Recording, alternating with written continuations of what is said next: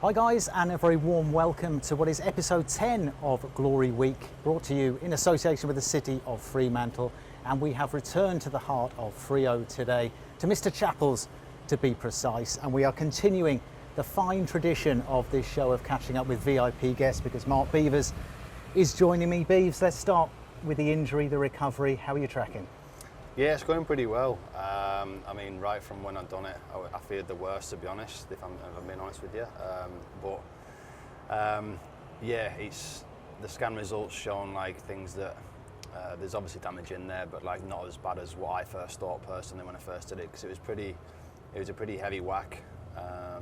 But you know, it's one of them things where I just let the ligament heal, and then once I'm out this brace that I'm in now, then I should be good to go to get straight on the pitch and you know, straight line running and twisting and turning and what have you, and then I'll be training in the next 4 or 5 weeks, I would imagine, maybe less than that. We'll just see how it goes. Well, that's good to hear, mate. That is good to hear. Are you a little bit of a pest when you're injured? I can imagine you probably are.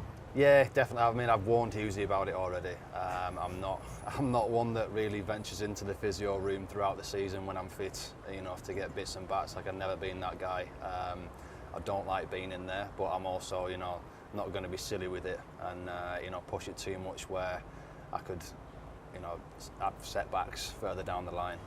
So it's just a case of letting the ligament heal, and then once I'm out of the brace, a bit like Forrest Gump really, like when he comes out of his brace, and then I should be good to go. Well, you're obviously keeping yourself in shape. You've only eaten half the biscuit that has come with the coffee there, and just for complete transparency and for Cordamenta, I paid for these coffees myself, so let's just... We should be claiming back through the club. Let's just make that clear. Right, mate, let's take you way back. Let's go right back to the start in terms of your football journey. Was it a football mad household that you grew up in? Were you playing other sports? What was the sort of 6, 7, 8-year-old Mark Beevers up to? I was one of them kids that just played everything, to be honest. Right from a young age, I played a lot of football. Even when I was, just starting to walk, one of them. I know it's a cliche story about what a lot of footballers will say, but I think it's true with a lot of footballers. Like, I started at a very, very young age. I started playing with an older group as well, which I think, actually benefited me, playing with bigger boys basically, because all my mates were a year older than me at school. So I started playing in the under-8s when I was actually an under-7, and started playing football from there, and progressed through there, and then eventually got a trial at Barnsley when I was under-12s, I think it was, under-11s, but they actually didn't take us at that point, and then Sheffield Wednesday scouted me, and then I went down there for a trial, and around 6 weeks they signed me when I was in the under 13s, I think it was, when I first signed, and then I just progressed through the ranks there, and then eventually got a chance to play in the first team. So you went in, I think Brian Laws was in charge at Hillsborough at the time. How was that for a young lad going in? Because I know for people watching it might not be aware, Sheffield Wednesday obviously have fallen on harder times in recent years, but that's a massive, massive club. Massive fan base, yeah. And for a young lad like yourself going in, was it a bit daunting? Was it exciting? How did you feel? I think when you're that age, like you don't really, understand the size of the club, to be honest. I mean, Sheffield Wednesday is pretty local to me. Like, I'm from Barnsley, but like it's the next city next to us. So it wasn't far away for us. So it's perfect for my mum and dad to drive me there. And when you go there as a kid, I don't think you really look at the stature of the club. You're kind of just excited to get into a professional outfit, so to speak, and get your new kit and what have you, and you just buzzing to get the professional kit and get your boots on and train with good players in your area, and it just worked out well for me. Like, I just knuckled down straight away, but I was, to be fair, like, I was never one of them kids that said I'm going to be a professional footballer, I'm going to sack off school kind of thing. I was pretty good at school also, and I think that bodes you well for the future as well. I think that academy coaches monitor that as well, how you're doing in school, and that both boxes were ticked for me, and I was doing pretty well at the time at football wise, and eventually got that scholarship, which was the first stepping stone, and I signed pro when I was 17, which is the earliest you can. I'm not sure what the rules are like now, but 17 is the earliest you can sign as a pro. And yeah, signed pro, and then that was pretty much it. I kind of never looked back. As a defender, a young teenage defender going in, a little bit wet behind the ears, did you find that in training and in games that some of the senior strikers like to just test you out a little bit, see what you're all about? 100%. I mean, now I'm 34. Like, I mean, I'm not too bad with our younger boys. Like, you'll have to ask them, but I mean, some of the players that I played against when I was a teenager, like, they were just ruthless. Like, you know, to an extent where I tried to do my own thing, and like, you know, as a defender, you're grappling and things like, and they'd just be whacking me and like, you know, grabbing me and saying, "Touch me again," things like that. Like, it was pretty old school. It was quite daunting, to be honest. But I was encouraged by the coaches to keep doing that, because even though they don't like it as a player, like it, you know, it bodes well in the future. And if you take that out of your game as a defender, then you're pretty screwed, especially over in the UK, because it's a very, not that it's not physical here, of course it is, but like, you know, there's a lot of games over there, and you get some big brutes, strikers, and you have to stand up for yourself pretty much. So yeah, it was. I think it's a tough period coming through as a young boy, because you're a little bit tentative, but you want to do well and show how good you are and be physical. But you also have that element of respect for the older players, and there's a fine line. But if you which our young boys here are great. They're hard in the tackles, and they go out training every day, and they want to prove their worth to the manager, which is exactly how it should be. And the older boys know that, and that's how football should be, and that's how I was. But it was, I think, back then it was probably more difficult than what it is now. I think the older player these days is a bit nicer, a gentler soul, a gentler soul, a bit nicer than they were back then. Well, you obviously found your feet pretty quickly, because as we were talking earlier, basically at the end of your first full season, effectively, you've managed to take out the Player of the Year award. What are your memories of that year? It was an unbelievable year for myself. I mean, like, I think quite often as a young professional, you never anticipate, should I say, when your debut is going to be, and it kind of comes quite often by default, whether it be an injury or a suspension or lack of form through another player. Like, you can never see it coming, and that's exactly what happened to me. I mean, at the time when I made my debut, there was 2-3 injuries, something like that, and I was 17 years old. I mean, never at 17 years old do I think I'm going to make my debut in the Championship. Like, it just never crosses your mind. But like, and you're always a little bit nervous as well. Like, is it me? Are they going to pick me? I'm not sure. But like at Sheffield Wednesday, there was a divide of 2 pitches, U team on the top and the first team down the bottom. So like, it was literally just, you know, the manager had just called to the U team manager and say, or coach should I say, we want Beeves to come down. And then that was it. Like, I went down and I trained, and like, you know, the first day, I think it was pretty early on in the week, or the end of the week. My debut was on a Tuesday night. I was looking around and thinking, like, there's no other young boys training here. Like, why is it just me? And I was in the shape and things like that, and I think, surely not. Like, daring to dream at this surely point. Not. Surely not. I'm playing just Southampton as well. That we the next game away, and I'm looking. I'm thinking, yeah, I doubt it. Someone will come back to the physio room and, like, you know, nick my spot kind of thing. And anyway, I'm on the coach going down to Southampton with the first team, which is just mental at that age, age 17. And still then, I didn't believe it. Like, even though I was told I was playing, but like, it is one of them. Like, I think even in football now, as a young player, like, you're told to prepare for a game, but whether you actually play is different. They can still pull you out, and then, you know, you're mentally prepared. And I ended up playing that night. Like, my parents drove down all the way down from Sheffield to Southampton, which is a long old drive. It's 6-7 hours. I appreciate that now. I mean, at the time, like, it's, oh, Mum and Dad will come down, like, they'll be all right. But yeah, they came down, and it was, I think Southampton were a good side that year.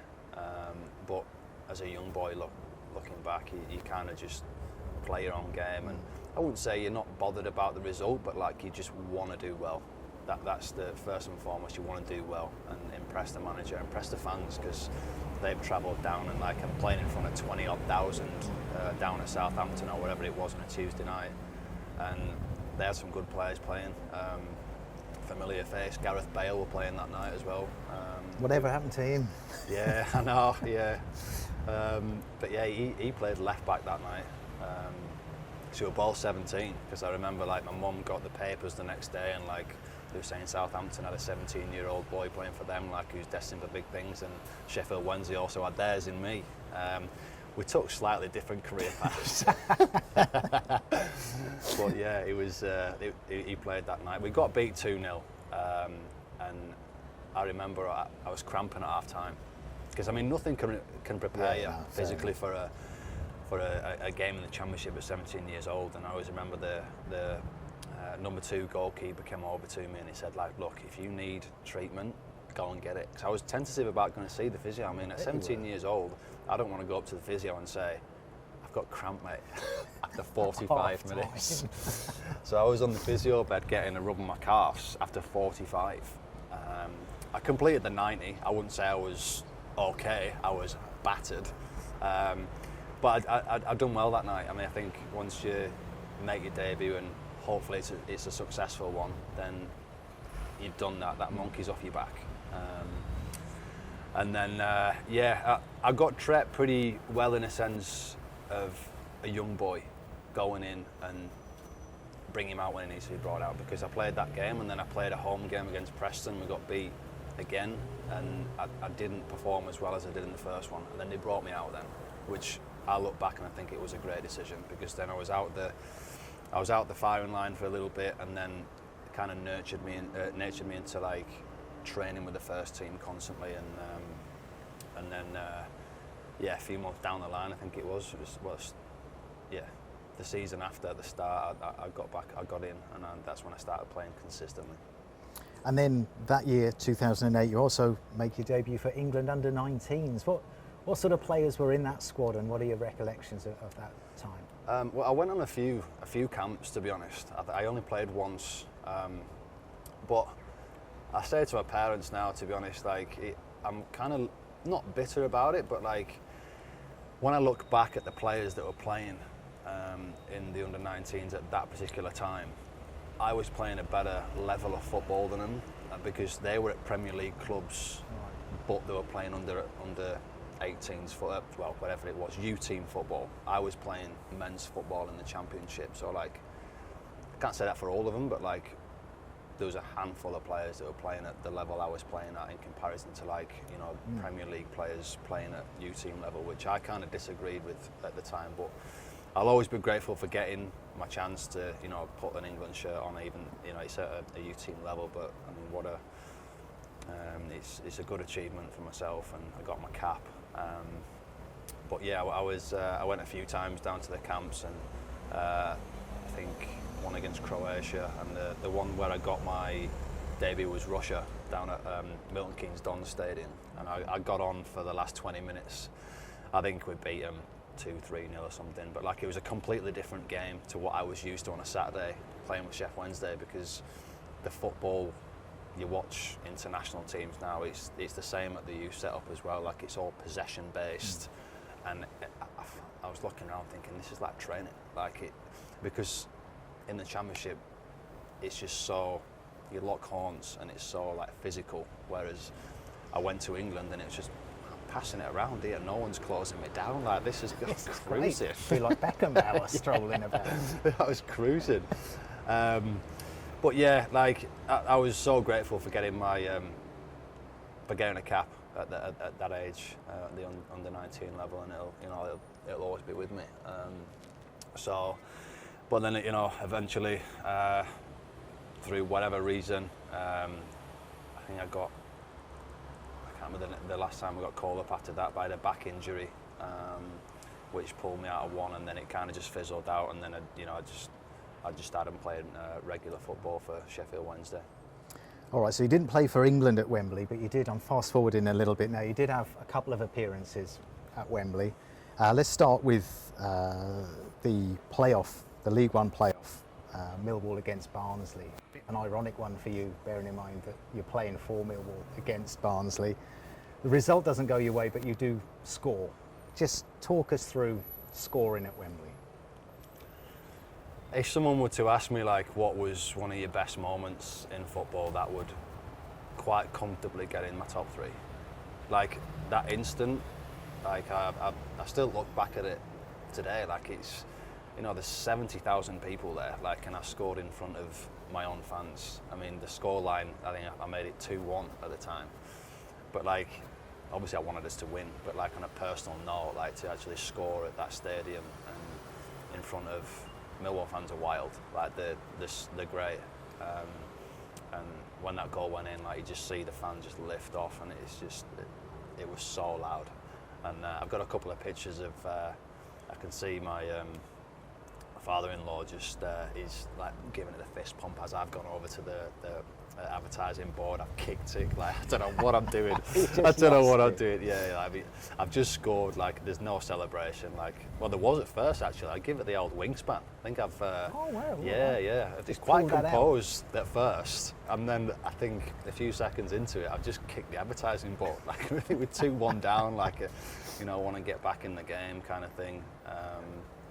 But yeah, I think scoring a goal in professional football, like there's no feeling like it. But I mean that goal for me, like is my favourite goal, purely because of just the occasion and the amount of people there. It's a big day going down to Wembley, like all the families are down, and you go and see the pitch the day before, things like that. Like it is a big occasion for every player, because I think there's a lot of footballers that finish their career without playing at Wembley. It's one of them things where you either have to get to an FA Cup semi-final or a final, or you have to get to a playoff final. It's one of the two. If you don't get to any of them, then you're not playing there. So I was lucky enough to get there twice on for each one of those occasions. You mentioned the Wembley pitch there. I've always been a little bit intrigued by this. There's always been a lot of talk that it's massive, it sucks the energy out of you. Myths or truth? I just think like there's a few factors into like sucking in the energy out of you, like the occasion itself, like whatever it is, a playoff final or there's so much riding on that one game, and there's so many people watching it, like it's televised, and like I said, we had 70,000 fans there on that day.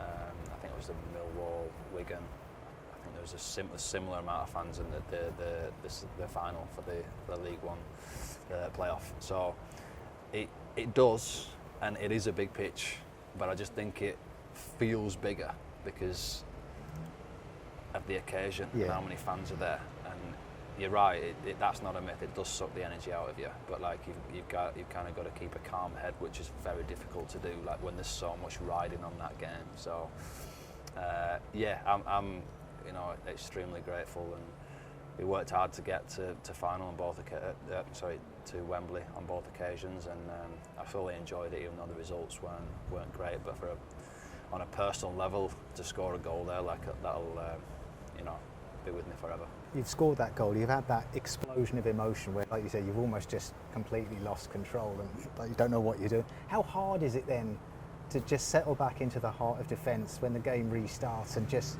get your head back into it? Are you all over the shop for a couple of minutes, or did you manage to? Mentally, you can't get it out your head. You're like, oh my God, I've just got to go to Wembley. I'm not going to lie, like when I'm coming back into position, but I scored at a good time for that because I scored just before half time. Okay. So it was great for me. I think it was like the 40th minute or something like that. And even in them 5 minutes, I've got to compose myself and get back into position and get my head back on the game. And it is difficult, but like as soon as you kick off, like bang, you're straight back on it. I mean, the old cliche of you've got to block everything out, like either side of you, is so true. Like you just got to concentrate on what's in front of you, and that's what I did. Albeit the result didn't go our way, but it was a good season.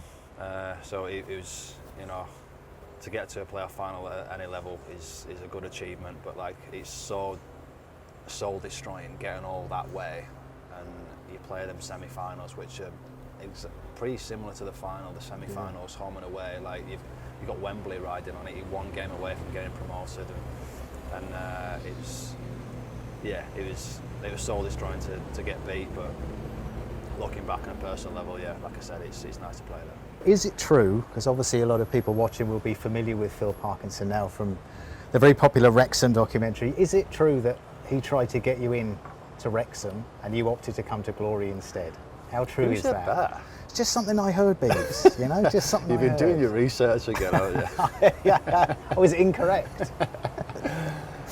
Look, I mean, I can say it now because obviously it was the start of last season when I've got to a stage in my career where I want to try something different.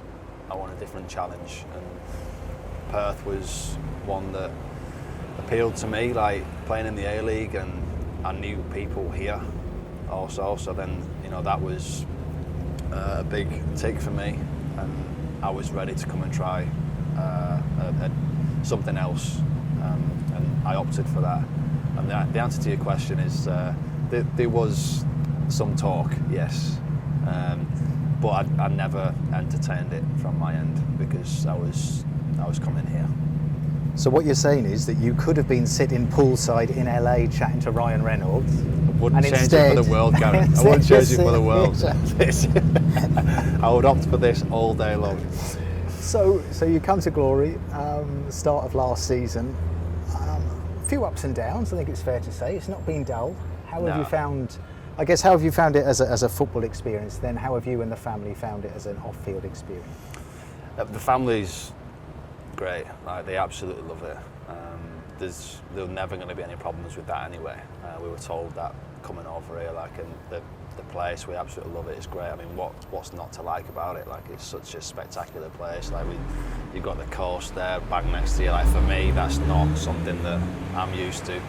And if I go to the coast, it's all brown and freezing. So it's nothing like here.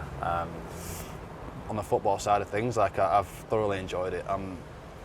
You know, I've been around for a while now. I know that football's up and down, and form comes and goes, and you need elements of luck to be successful as a squad.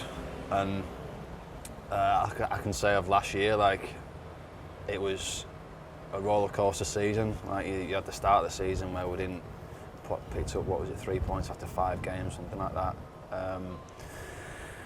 And it ended up being a tight one at the back end of the season. There were so many teams in it, which is, let's be honest, like, it's what we're in football for. Like, you want it to be interesting. Don't get me wrong, it'd be nice to be top of the league, 12 points clear. Like, wouldn't knock that back. No, that'd be lovely. No. But like, it's just the excitement of it, and yeah, for me personally, I've really enjoyed it. Like, I was under no illusion that it'd be easy coming here. Like, I was told there was, you know, some good players out here, and there's some very good players. The style of football, I would say, is different because of the heat. That's one factor. Like, smaller pitches, and like the pitches are not great, and, you know, the weather also.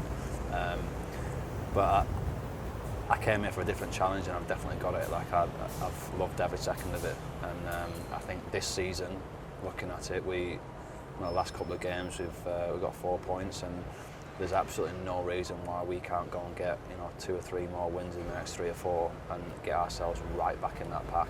It's such a tight league, and we believe that, and the manager definitely believes it. So there's no reason why I can't see it happening. Well, fingers crossed that does happen, and obviously fingers crossed we see you back soon. Now, I know you've got an appointment to get to, so much as I would like to sit here and reminisce in particular about EFL stuff for the next couple of hours, I know that we can't, so we will wind it up there, Bees, but thank you very much indeed for your time. No problem. That is it for today's episode, guys. We'll be back with another Glory Week very soon.